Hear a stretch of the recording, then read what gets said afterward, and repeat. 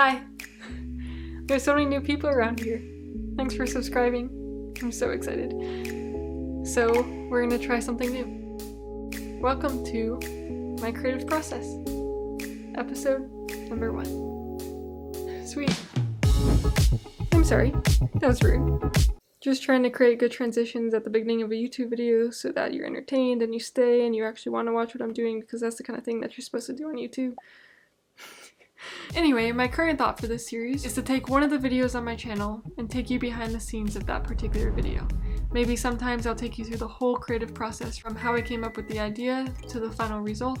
Sometimes maybe I'll focus just on sound design or how I came up with the story. Maybe we can create a conversation about what you guys really want to learn from one particular video and I'll make it about that. Honestly, whatever is best and whatever you guys are really looking for. So, let's get to the one that we're talking about today. Okay, we in the sun. Okay, we in the sun.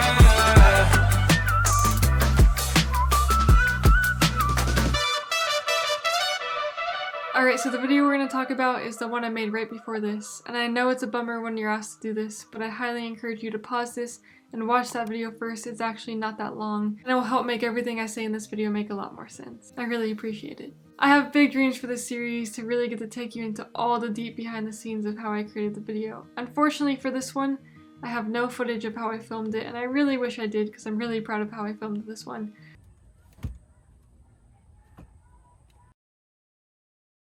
But the shot was cool though. But I'm hopeful you'll be seeing videos like that from me in the near future. Yay! Okay, so I actually have some questions from you guys of what you wanted to learn from me on this video. So for episode 1, I'm gonna answer those. Alright, here we go. So what drives how or what you shoot? Is there a particular song that influences your shots? Or do you pick your songs after a shot or a feeling? Okay, I'm gonna answer this by giving you a little insight into this particular video. My cousin came to visit. I didn't even have a video idea before she got there.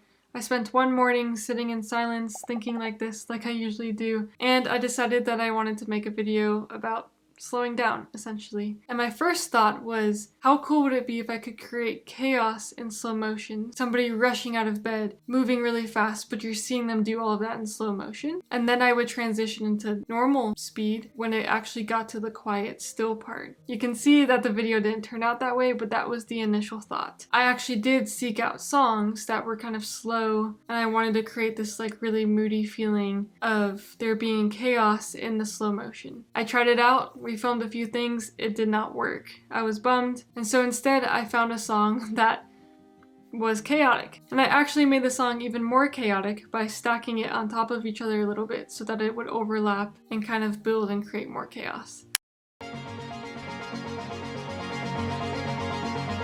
So that changed the whole direction of the video. I will say within my creative process there is a lot of the time that I find a song and then create a video from that, but there's also a lot of the time I start creating a video and then that song changes midway through the editing process because it just didn't work out. Okay, I got multiple questions about sound design in this video. That is the main thing that you guys were curious about. It says the sound was so on point. Where do you get your sound? First, I get a lot of my sound effects from Epidemic Sound. Not sponsored by any of these things. I pay for 3 different subscriptions actually.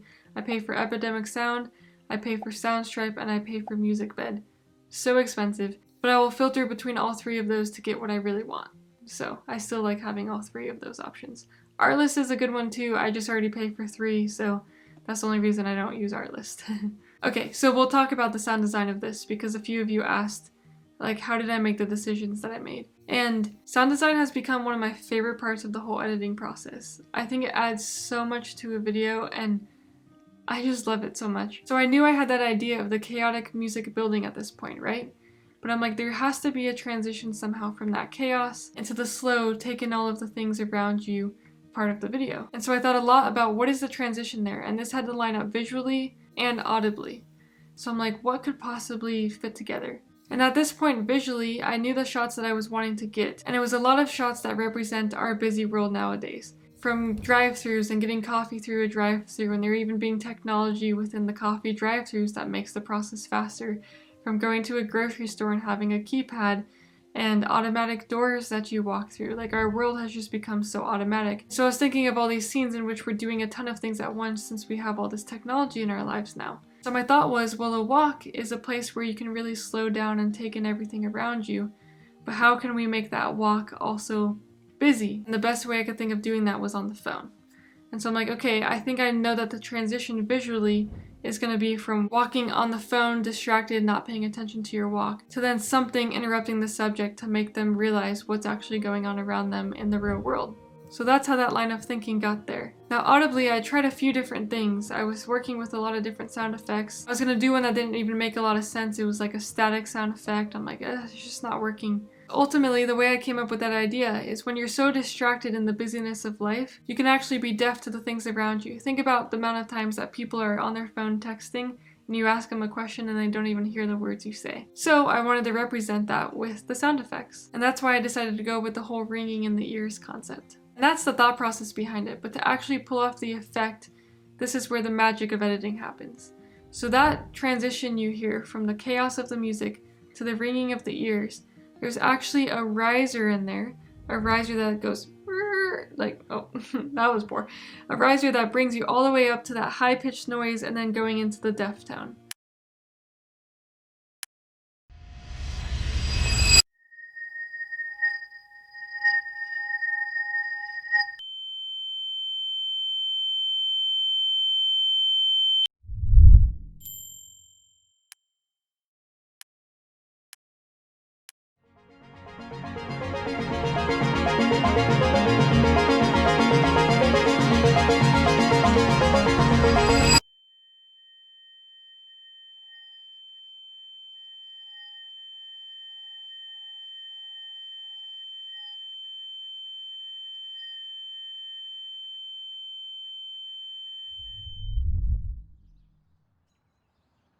And a lot of the times I layer different sound effects to just add texture onto the sound that you're actually hearing.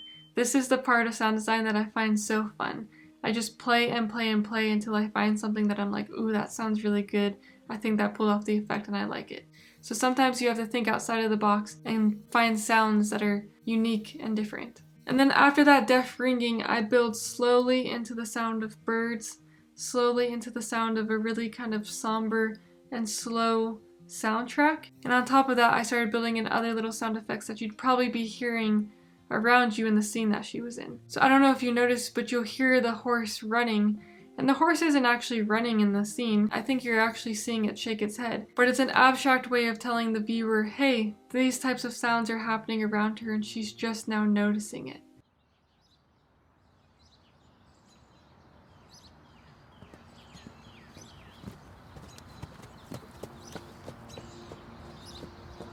You know something to think about though? Every day of your life has been 24 hours long. And so I use sound effects like that to really draw you into that moment and bring you into the scene that she was experiencing. That was my goal with sound design on this one, is to bring you into the experience that she was having. There's a lot more I can say about sound design, but at this point I think I should just play you the video with the sound effects only so you can see what I really did here.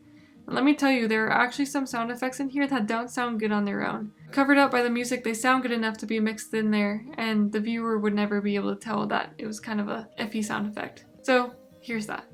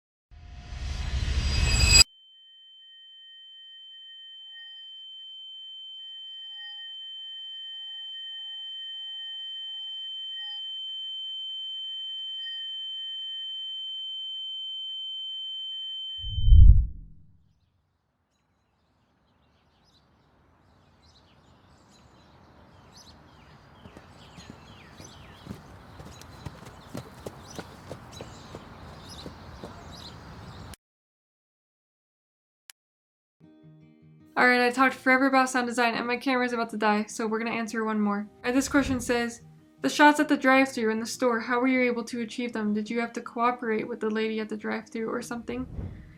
Yeah, so I really wanted those shots to happen, so we went to the drive-thru, it was empty, and I just went to the girl and I said, hey, do you mind if I film? Do you mind if you're in my video? And here's what I'm doing, here's the story. And she's like, yeah, I would love to. And there was no one in the drive-thru, so we actually played the scene 4 different times, I believe, and I filmed from 4 different angles to really make that story happen. And I had my cousin sit in the driver's seat, take off, do all of those types of things, and that's how I got that. In the store, I went up to the manager right away. I said, hey, I know sometimes filming in the store isn't okay. I just have to get a few shots. Would you mind me just filming for this little video I'm gonna make? And they're like, yeah, that's okay. And so I got their permission before I went in there and I filmed the shots in the store, and I actually did it really fast, especially when she was checking out. I only had that moment. I didn't want to use up their time, and so I just made it work with what I had, and yeah, and that's how I got those shots at the store. Alright, well, it's 1 a.m. and my voice is dying. I hope this was helpful for you for my very first time taking you behind my creative process. Like I said, this is just my first time, so I plan on making these even more in-depth and extravagant and even more valuable to you. But I'm new, I'm learning, I'm trying, and I'm really excited to continue this series and see how it develops and grows. So please give me feedback if you would like, be kind.